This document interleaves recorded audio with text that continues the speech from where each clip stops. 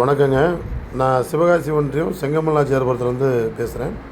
எங்கள் ஊராட்சியில் நடக்கிற பல முறைகேடுகள் குறித்து நம்ம தொடர்ச்சியாக பதிவிட்டுருக்கிறோம். அரசாங்கத்துக்கு மனுக்கள் மூலியமாக தெரியப்படுத்திகிட்ருக்கிறோம். 21/5 நம்ம தொடர்ச்சியாக அமைச்சர், சிஎம் செல்லு எல்லாத்துக்குமே பெட்டிஷன் போட்டுட்டு தான் இருக்கோம். இதுவரைக்கும் எந்த வேலையும் நடக்கப்படவில்லை என்பதற்கு இந்த இடம்தான் சாட்சி. தனிநபர் ஒருவர் ஒரு பாலம் கட்டுறதுக்காக அரசாங்க இடத்தை ஆக்கிரமித்து அரசாங்க கட்டிடத்தையும் இடித்து அவர் பாலம் கட்டுறதுக்காக முயற்சி பண்ணார். இப்போ அது தற்காலிகமாக நிறுத்தி வைக்கப்பட்டிருக்கு. இந்த இடம் 10 அறைகளாக கொண்ட மகளிர் சுகாதார வளாகமாக இருந்தது. அதை டெமாலிஷ் பண்ணிவிட்டு இப்போ 4 அறைகளாக கட்டியிருக்கிறாங்க. அதுவும் உள்நுழைந்து நம்ம சரியாக அவுட் சைடு கூட நிம்மதியாக உட்காந்து போக முடியாத அளவுக்கு இருக்குது.